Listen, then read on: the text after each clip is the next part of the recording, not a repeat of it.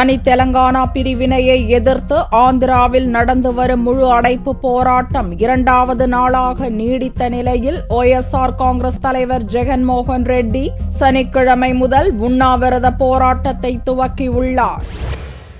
ஆந்திராவை 2ஆக பிரித்து தனியாக தெலங்கானா மாநிலம் அமைக்க மத்திய அமைச்சரவை கடந்த அக்டோபர் 3ஆம் தேதி ஒப்புதல் அளித்தது. இதையடுத்து ஆந்திராவில் குறிப்பாக சீமாந்திரா பகுதியில் போராட்டங்கள் வெடித்துள்ளன. ஒன்றுபட்ட ஆந்திராவை வலியுறுத்தி ஜெகன்மோகன் ரெட்டியின் ஒய்எஸ்ஆர் காங்கிரஸ், சந்திரபாபு நாயுடுவின் தெலுங்கு தேசம் மற்றும் பல்வேறு அமைப்புகள் முழு அடைப்பு போராட்டத்தை அறிவித்தன.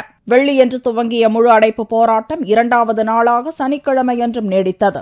கடலோர ஆந்திரா மற்றும் ராயலசீமாவிலும் முழு அடைப்பு போராட்டத்தால் இயல்பு நிலை முடங்கியது. பல்வேறு இடங்களில் காங்கிரஸ் அலுவலகங்கள் தாக்கப்பட்டன.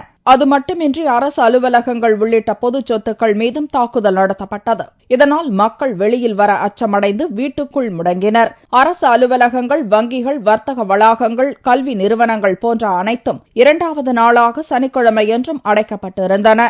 இந்நிலையில் ஒய்எஸ்ஆர் காங்கிரஸ் தலைவர் ஜெகன்மோகன் ரெட்டி ஒன்றுபட்ட ஆந்திராவை வலியுறுத்தி சனிக்கிழமை முதல் உண்ணாவிரத போராட்டத்தை துவக்கியுள்ளார். தெலுங்கு தேசம் கட்சி தலைவர் சந்திரபாபு நாயுடுவும் இதே கோரிக்கையை முன்வைத்தும் மத்திய அரசின் முடிவை எதிர்த்தும் திங்கட்கிழமை முதல் டெல்லியில் காலவரையற்ற உண்ணாவிரத போராட்டம் அறிவித்துள்ளார். திருப்பதியில் பிரம்மோற்சவ விழா துவங்க உள்ள நிலையில் முழு அடைப்பு மற்றும் வாகன போக்குவரத்து முடங்கியுள்ளதால் அப்பகுதி பக்தர்களின்றி வெறிச்சோடி உள்ளது. ரயில்களில் திருப்பதி சென்றுள்ள பக்தர்கள் அடிவாரத்தில் இருந்து பாத யாத்திரையாக திருமலைக்கு செல்கின்றனர்.